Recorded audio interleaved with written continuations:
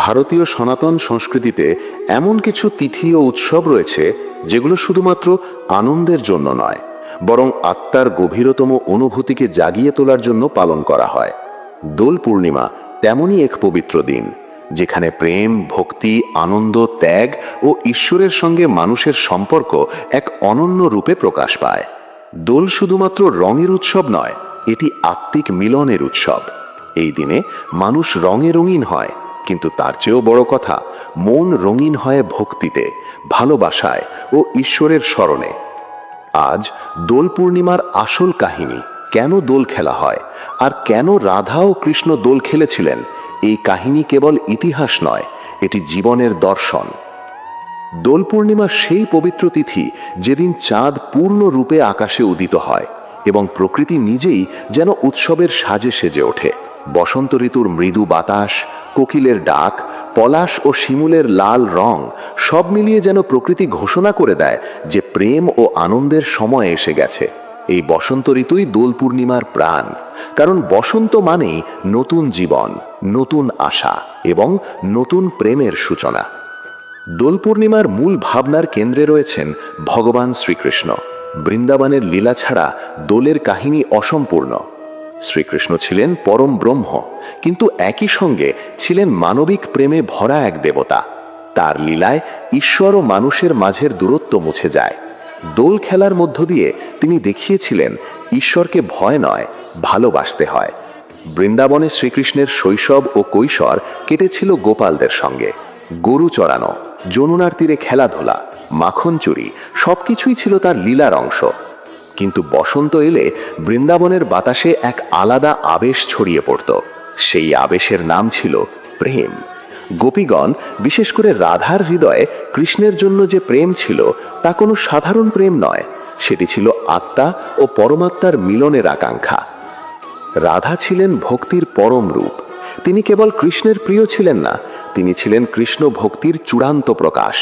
রাধার প্রেমে কোনো দাবি ছিল না, ছিল না কোনো প্রত্যাশা, ছিল শুধু আত্মসমর্পণ। এই আত্মসমর্পণই দোল লীলার মূল শিক্ষা। একদিন বসন্ত পূর্ণিমায় বৃন্দাবনের সবাই আনন্দে মেতে উঠেছে। ফুল ফুটেছে, রং তৈরি হয়েছে প্রাকৃতিক উপাদান দিয়ে। সেই সময় কৃষ্ণের মনে এক মিষ্টি কৌতুক জাগল।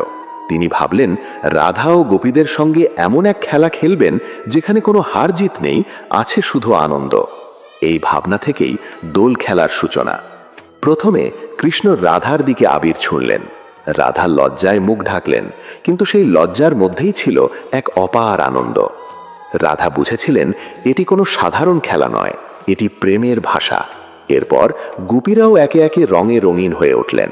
বৃন্দাবন যেন স্বর্গে পরিণত হলো। দোল খেলার মধ্য দিয়ে কৃষ্ণ এক গভীর বার্তা দিলেন। তিনি দেখালেন ভক্তি মানে কঠোর নিয়ম নয়, ভক্তি মানে আনন্দের সঙ্গে ঈশ্বরকে গ্রহণ করা। ঈশ্বরের সঙ্গে সম্পর্ক হওয়া উচিত এমন যেখানে হাসি আছে, খেলা আছে, ভালোবাসা আছে। রাধা কৃষ্ণের দোল লীলা আসলে জীবনের দর্শন।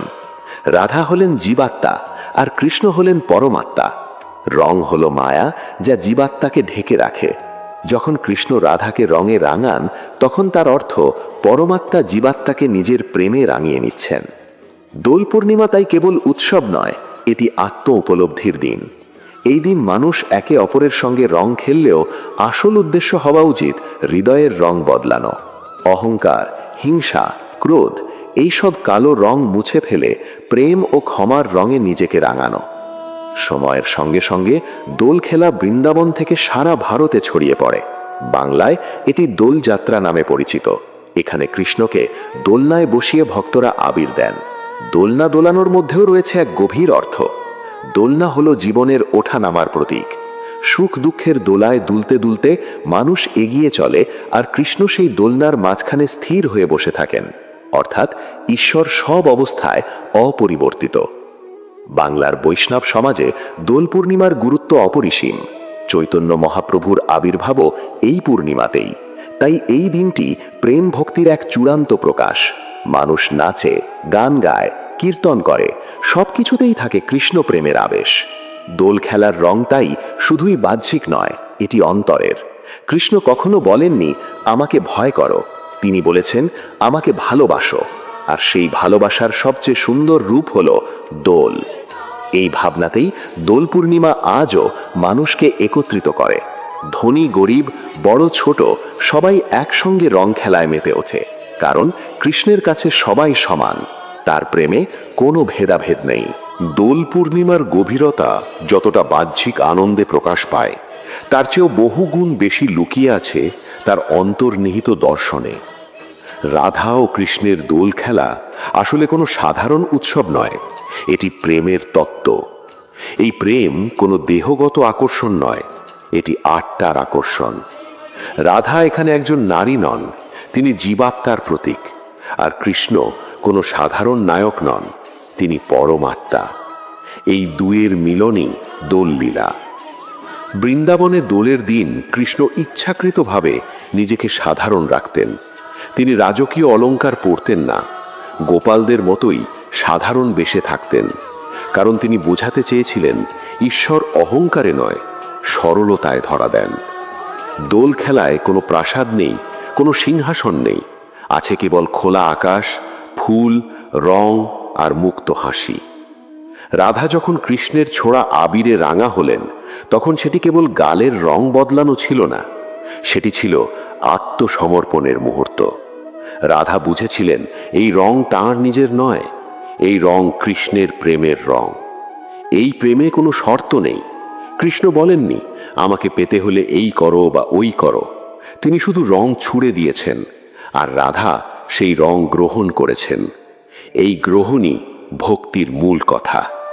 মানুষ প্রায়ই ভাবে আমি কি দেব ঈশ্বরকে, কিন্তু দোল লীলায় কৃষ্ণ দেখালেন ঈশ্বরই আগে দেন। তিনি প্রেম দেন, আনন্দ দেন, রং দেন, মানুষকে শুধু তা গ্রহণ করতে হয়। দোল খেলার আরেকটি গভীর অর্থ হল ভেদাভেদ ভাঙা। বৃন্দাবনে দোল খেলায় কোনো জাতপাত ছিল না। গোপী, গোপাল, রাখাল সবাই একসঙ্গে খেলেছে। কৃষ্ণ কখনো বলেননি তুমি বড়, তুমি ছোট, তার কাছে সবাই সমান। এই সমতার শিক্ষা আজও দোল পূর্ণিমার সবচেয়ে বড় বার্তা। রঙের মধ্যেও আছে দর্শন। লাল রং প্রেমের, হলুদ বৈরাগ্যের, সবুজ নতুন জীবনের, নীল অসীমতার প্রতীক। কৃষ্ণের গায়ের রং নীল, অসীম আকাশের মতো। যখন সেই নীল কৃষ্ণ অন্যদের রঙে রাঙান, তখন তার মানে অসীম নিজেকে সীমার মধ্যে প্রকাশ করছে, যাতে মানুষ তাকে বুঝতে পারে। রাধা কৃষ্ণের দোল খেলা তাই লীলা। লীলা মানে খেলা, কিন্তু সেই খেলায় লুকিয়ে থাকে গভীর সত্য। ঈশ্বর এই জগৎকে সৃষ্টি করেছেন লীলার মতোই। এখানে আনন্দ আছে, কষ্ট আছে, রং আছে, অন্ধকার আছে, সবই লীলার অংশ। সময়ের সঙ্গে সঙ্গে দোল পূর্ণিমার কাহিনী লোকমুখে ছড়িয়ে পড়ে। গ্রাম থেকে শহর, এক রাজ্য থেকে অন্য রাজ্যে। কোথাও একে বলা হয় দোল, কোথাও হোলি, কিন্তু মূল ভাব একটাই, ভালোবাসা। বাংলায় এই উৎসব আরো গভীর আধ্যাত্মিক রূপ পায়। এখানে কৃষ্ণকে দোলনায় বসিয়ে দোল খেলা হয়। সেই দোলনায় দোল দেওয়া মানে জীবনের ওঠানামাকে স্বীকার করে নেওয়া। মানুষের জীবন দোলনার মতোই, কখনো ওপরে ওঠে, কখনো নিচে নামে, সুখ আসে, দুঃখ আসে, কিন্তু দোলনার মাঝখানে যিনি বসে থাকেন তিনি স্থির। সেই স্থিরতা হলেন কৃষ্ণ। এই বোধ যদি মানুষের মধ্যে আসে, তাহলে দুঃখ তাকে ভাঙতে পারে না। রাধার প্রেম ছিল নিঃশব্দ। তিনি কৃষ্ণকে পাওয়ার দাবি করেননি। কৃষ্ণ বৃন্দাবন ছেড়ে মথুরা গিয়েছিলেন, দ্বারকা গিয়েছিলেন, তবু রাধার প্রেম কমেনি। কারণ রাধা জানতেন প্রেম মানে কাছাকাছি থাকা নয়, প্রেম মানে অনুভব করা। দোল পূর্ণিমায় এই প্রেমই রং হয়ে প্রকাশ পেয়েছে। এই কারণেই দোল পূর্ণিমা আজও মানুষকে স্পর্শ করে। আধুনিক জীবনের ব্যস্ততার মধ্যেও মানুষ এই দিনে রং খেলতে চায়, কারণ মানুষের মন আজও চায় মুক্তি, চায় আনন্দ, চায় ভালোবাসা। দোল সেই চাওয়াকে প্রকাশের সুযোগ দেয়। শিশুদের হাসি, বৃদ্ধদের চোখের জল, তরুণদের উচ্ছ্বাস, সব মিলিয়ে দোল পূর্ণিমা এক মানবিক উৎসব। এখানে ধর্ম কঠোর নয়, ধর্ম কোমল। এখানে ঈশ্বর দূরে নন, তিনি রঙের মধ্যেই আছেন। রাধাকৃষ্ণের দোল খেলা আমাদের শেখায় জীবনকে খুব গুরুগম্ভীর করে নেওয়ার দরকার নেই। ঈশ্বর নিজেই খেলছেন, হাসছেন, তাহলে মানুষ কেন কেবল কাঁদবে? দোল বলে দেয়, হাসো, ভালোবাসো, রঙিন হও। দোল পূর্ণিমা মানুষের জীবনে যে প্রভাব ফেলে তা কেবল একদিনের উৎসবেই সীমাবদ্ধ থাকে না।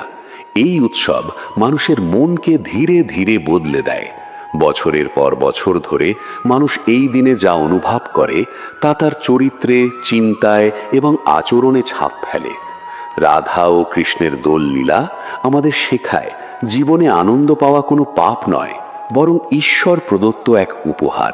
মানুষ প্রায় ভাবে ভক্তি মানে কঠোর তপস্যা, নিয়ম কানুন, সংযম, কিন্তু দোল পূর্ণিমা দেখিয়ে দেয় ভক্তি মানে আনন্দও হতে পারে। ঈশ্বর যদি আনন্দে নিজেকে প্রকাশ করেন তবে ভক্ত কেন কেবল গম্ভীর থাকবে? কৃষ্ণ নিজেই তো হাসতে হাসতে রং ছুঁড়েছেন। সেই হাসির মধ্যেই লুকিয়ে আছে মুক্তির পথ। সমাজে দোল পূর্ণিমার আরেকটি বড় ভূমিকা হলো মিলন। বছরের বাকি দিনগুলোতে মানুষ নানা কারণে বিভক্ত থাকে, অভিমান, ভুল বোঝাবুঝি, অহংকার, কিন্তু দোলের দিন সেই সব ভেদাভেদ রঙের সঙ্গে গলে যায়। একজন আরেকজনকে রং দিলে সেখানে শত্রুতা টিকে থাকতে পারে না। এই সামাজিক মিলনও দোল লীলার এক গুরুত্বপূর্ণ শিক্ষা। গ্রাম বাংলায় দোল পূর্ণিমা ছিল এবং এখনো আছে এক বিশাল সামাজিক উৎসব। মাঠে, ময়দানে, বাড়ির উঠোনে, মন্দির প্রাঙ্গণে মানুষ একত্রিত হয়। কীর্তনের সুরে সুরে কৃষ্ণ নাম ধ্বনিত হয়। সেই নামের মধ্যেই মানুষ খুঁজে পায় শান্তি। দোল তাই কেবল শরীরের উৎসব নয়, এটি কণ্ঠের উৎসব, হৃদয়ের উৎসব। রাধা ও কৃষ্ণের প্রেমের আরেকটি দিক এখানে স্পষ্ট হয়। এই প্রেমে কোনো অধিকার বোধ নেই। কৃষ্ণ রাধাকে বলেননি তুমি শুধু আমার। রাধাও কৃষ্ণকে বাঁধতে চাননি। এই মুক্ত প্রেমই আসলে পরম প্রেম। দোল পূর্ণিমা সেই মুক্ত প্রেমের উৎসব। আজকের যুগে মানুষ সম্পর্ককে প্রায় বোঝে মালিকানার ভাষায়, কিন্তু দোল আমাদের শেখায় ভালোবাসা মানে দখল নয়, ভালোবাসা মানে মুক্তি। কৃষ্ণ রাধাকে মুক্ত রেখেছেন, আর সেই মুক্তিতেই প্রেম চিরন্তন হয়েছে। রঙের খেলা শেষ হলে যেমন মানুষ ধীরে ধীরে স্বাভাবিক রঙে ফিরে আসে, তেমনি দোলের পরেও জীবন আবার স্বাভাবিক হয়, কিন্তু ভিতরে কিছু একটা বদলে যায়। সেই বদলটাই দোলের আসল সাফল্য। মানুষ হয়তো তা বুঝতে পারে না, কিন্তু তার মন একটু নরম হয়, একটু সহনশীল হয়। দোল পূর্ণিমা আমাদের মনে করিয়ে দেয় জীবন খুব ছোট। এই অল্প সময়ে যদি আমরা কেবল রাগ, দুঃখ আর অভিযোগ নিয়েই থাকি, তবে জীবনের সৌন্দর্য হারিয়ে যাবে। কৃষ্ণ তার লীলায় আমাদের দেখিয়েছেন হাসতে শিখো, খেলতে শিখো, ভালোবাসতে শিখো। রাধা কখনো কৃষ্ণের কাছে কিছু চাননি, তবু কৃষ্ণ তাকে সব দিয়েছেন। অমর প্রেম, অমর স্মৃতি, অমর নাম। আজও মানুষ রাধা কৃষ্ণের নাম একসঙ্গে উচ্চারণ করে। এই একসঙ্গে থাকা, এই যুগল ভাবই দোল লীলার চূড়ান্ত রূপ। দোল পূর্ণিমা তাই কেবল অতীতের কোনো কাহিনী নয়, এটি বর্তমানের পথ নির্দেশ।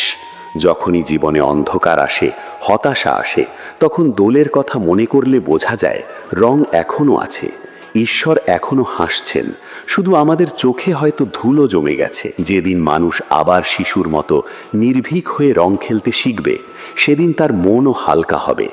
দোল পূর্ণিমা সেই সাহস দেয়, নিজেকে উজাড় করে দিতে শেখায়। এই কারণেই যুগ যুগ ধরে দোল পূর্ণিমা পালিত হয়ে আসছে।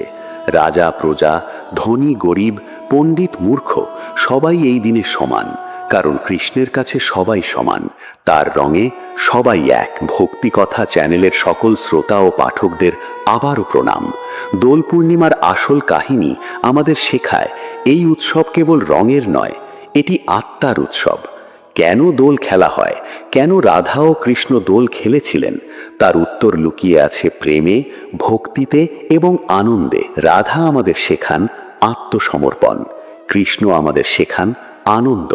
এই দুইয়ের মিলনেই দোল পূর্ণিমা পূর্ণতা পায়।